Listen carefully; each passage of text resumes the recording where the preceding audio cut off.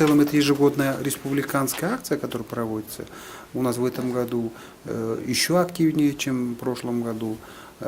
Оказана помощь более 7 тысяч учащимся нашим детям. Это и рюкзаки, и полный школьный набор, и школьная форма, и одежда, и теплая одежда, и так далее, и так далее.